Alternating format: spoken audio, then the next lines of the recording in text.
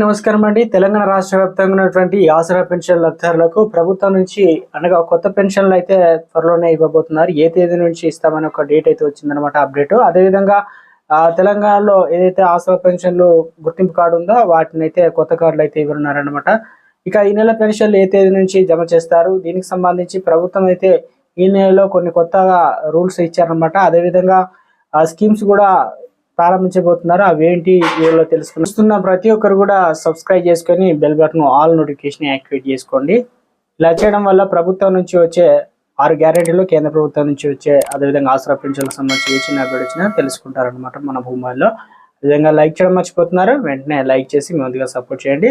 తోటి మిత్రులందరికీ, బంధువులు కూడా వీడియోని షేర్ చేయండి.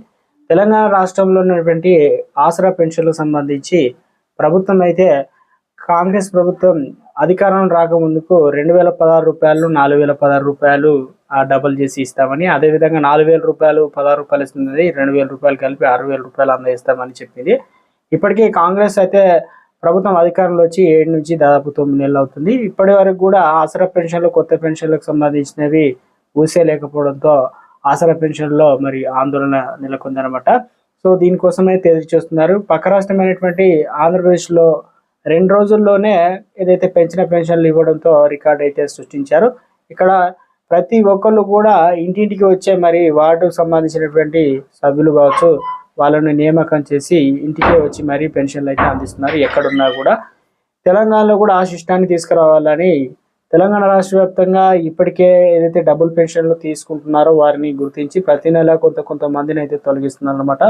సో అందుకని ప్రభుత్వం కొత్త పెన్షన్లకు సంబంధించి ఎప్పుడు అందిస్తున్నారంటే ఈ నెల 24 నుంచి అయితే మంజూరు చేయాలని భావిస్తుంది. సో ఒక అప్డేట్ అయితే వచ్చిందనమాట. దాని తర్వాత మనకు గుర్తింపు కార్డులు కూడా ఇవ్వనున్నారు.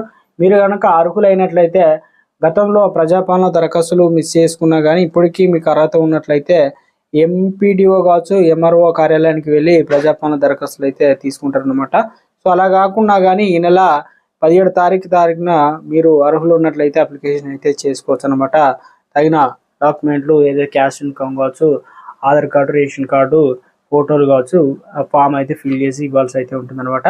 ఇక మొత్తానికి ఆగస్టు నెల పెన్షన్లు మనకు ఈ నెల 24 తారీఖు నుంచి అయితే ప్రభుత్వం అయితే ఇవ్వనున్నట్టు ఒక అప్డేట్ అయితే వచ్చిందనమాట అందరికి కూడా. సో మొత్తానికి తెలంగాణ రాష్ట్ర వ్యాప్తంగా ఉన్నటువంటి ఆసరా పెన్షన్ లబ్ధిదారులకు ఈ నెలలోనే కొన్ని కొత్త పథకాలు అయితే ప్రారంభించబోతున్నారు. అవి అయితే ఒక్కొక్కటిగా ప్రభుత్వం అయితే రివీల్ చేస్తుంది. ఇప్పటికే హెల్త్కి సంబంధించి ఏదైతే కార్డు రాజు ఆరోగ్యశ్రీ కార్డు సంబంధించి, అదేవిధంగా కొత్త రేషన్ కార్డులు కూడా ప్రభుత్వం అయితే ఇవ్వనుంది. కాబట్టి ఇవన్నీ కూడా ప్రభుత్వం 6 గ్యారెంటీలు ఒక్కొక్కటిగా కొన్ని అమలు చేస్తుంది, కొన్ని లేట్ అయినా కూడా ప్రభుత్వం అయితే తీసుకొస్తుంది. కాబట్టి బతుకమ్మ చర్యలకు సంబంధించి కావచ్చు, ప్రభుత్వం అయితే తాజాగా మరోసారి ఒక అప్డేట్ కూడా తీసుకొచ్చింది అనమాట. ఇప్పటికే 825 రూపాయలు కనుక మీరు కట్టినట్లయితే మీకు కరెంటుకు సంబంధించి ఏదైతే మీటర్ లేకపోతే కొత్త తీసుకొని రసీదు అయితే ఇస్తున్నారు. కాబట్టి సో దానివల్ల కూడా గృహజ్యోతి 200 యూనిట్ల ఫ్రీ కరెంట్ కూడా పొందవచ్చు అనమాట. సో మొత్తానికి తెలంగాణ రాష్ట్ర వ్యాప్తంగా ఉన్నటువంటి ఆసరా పెన్షన్లకు సంబంధించి ఈరోజు ఈ చిన్న అప్డేట్స్ అయితే అందించడం జరిగింది అనమాట. చూస్తున్న ప్రతి ఒక్కరు లైక్ చేసి, కొత్తగా ఛానల్ వస్తే సబ్స్క్రైబ్ చేసుకుని బెల్ బటన్ యాక్టివేట్ చేసుకోండి. ఇతరులందరూ కూడా షేర్ చేయండి. Thanks for watching.